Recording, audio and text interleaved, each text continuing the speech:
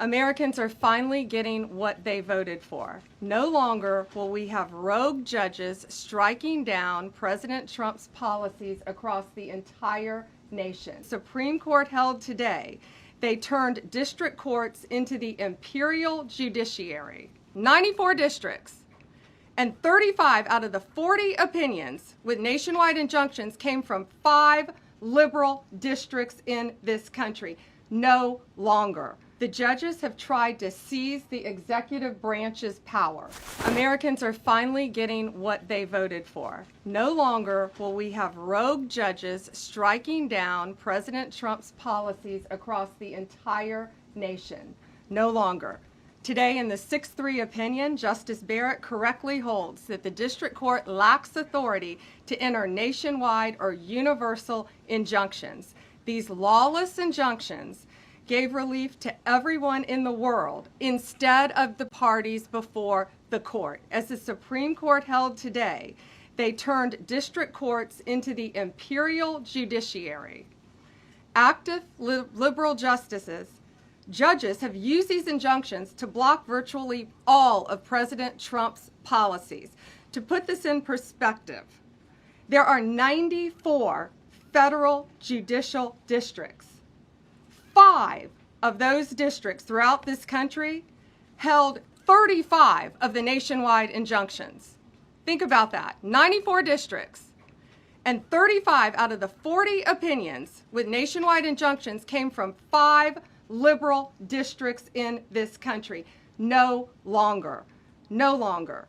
These injunctions have blocked our policies from tariffs to military readiness to immigration to foreign affairs, fraud, abuse, and many other issues.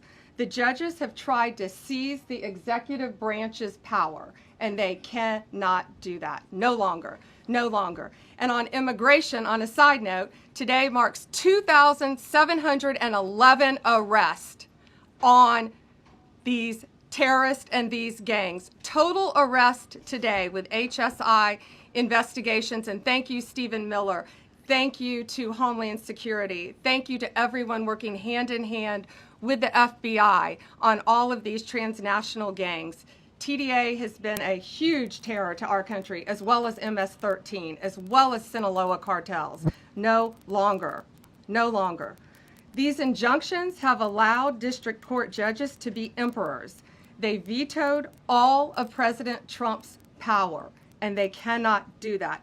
This has been a bipartisan problem that has lasted 5 presidential terms, 5 different presidents, and it has ended today. We will continue to fight for President Trump's policies. I want to thank the Office of White House Counsel, Dave Warrington. You and your staff have been incredible. Our Solicitor General's office, John Sauer, Sarah Harris, and Todd Blanche and Emil Bovey. Todd's going to say a few words because we've had another major ruling today on transgender books and some other great wins that we've had. But no longer will they have this power in our country. It is the president's authority under his executive branch to do everything to fight for the American people, and he will continue to do that. That's why he was overwhelmingly elected.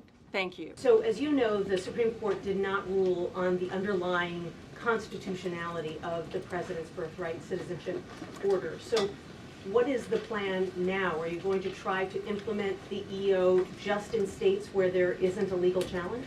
Yes, so birthright citizenship will be decided in October in the next session by the Supreme Court, unless it comes down in the next few minutes.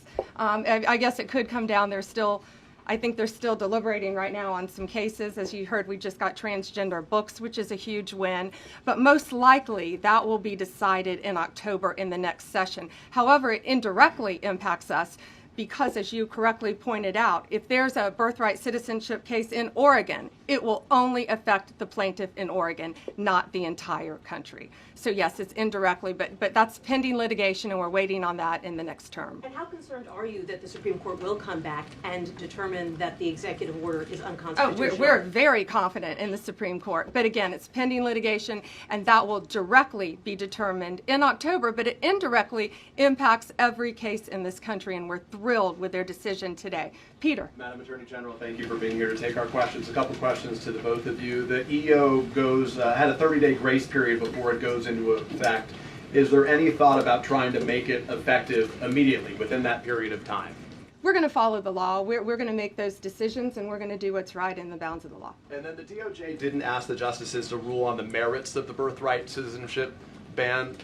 Just for explanation purposes, why? Sure, because that's going to come down in October in the separate. This was huge because it's indirectly impacted today. As I said, it's case by case.